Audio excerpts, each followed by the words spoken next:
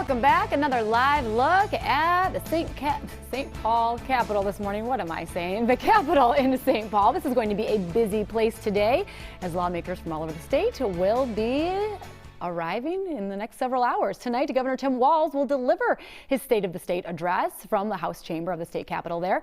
His remarks to people across the state will begin at 6 p.m. and you can watch the governor's address in its entirety on fox9.com. We'll be streaming it there. But in the meantime, many are curious what Governor Walz will include in his fourth address to the state. Joining us now for his best prediction is political science professor at Hamline University, Professor David Shultz. Good morning. Good to see you.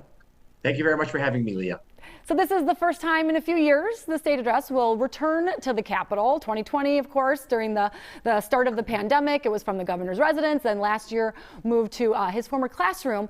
In addition to getting this address face-to-face in front of fellow lawmakers on both sides, what do you expect to hear this evening?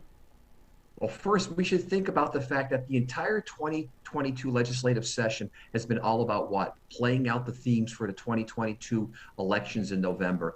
And I view the exact same thing with this speech here. What the governor is going to talk about is what? That there's a record surplus, that there's a record low unemployment rate. He's going to lay out what he would like to do in terms of some spending on a variety of programs for education. We'll talk a little bit about police reform, but in many ways, he's going to lay out his themes really for his reelection and hope that maybe he can move some of the Republicans in the Senate a little bit, although I'm not too optimistic that the speech is going to actually move them.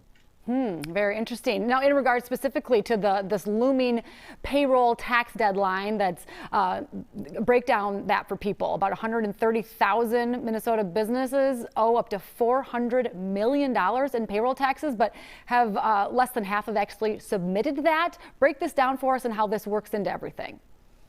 Well, what we're looking at here is that we really need to replenish the unemployment fund.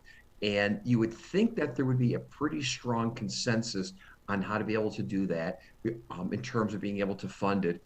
But again, going back to my opening statement here, where I've indicated that this is really playing out for the 2022 elections for all sides.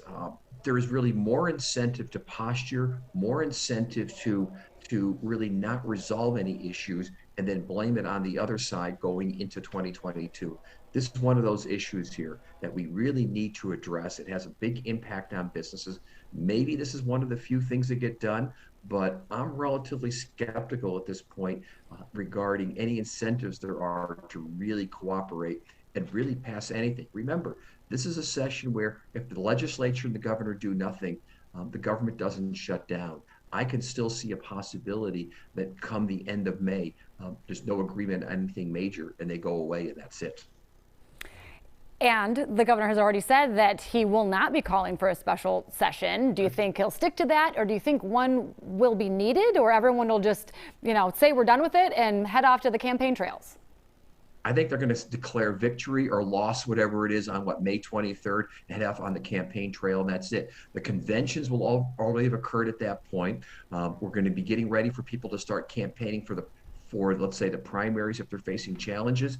And again, this entire session has just been trying out the themes for the 2022 election. I should also point out here that in some sense, the Democrats have more incentive to negotiate than do the Republicans. The Republicans right now, control the Senate. There's a lot of predictions that say they could pick up the House. They'd be in a better bargaining position to basically not reach agreement, hope they pick up the House, hold the Senate. Maybe they get lucky on the governorship. They get to do what they want next year. So the Democrats and Walz need things more than do the Republicans at this point. All right, so much to talk about, but we're out of time. Professor David Shultz, we appreciate your time this morning. Have a happy Sunday. My pleasure. Thank you very much. Bye. Thank you. And again, look for that State of the State streaming on fox9.com. That'll be at 6 o'clock tonight.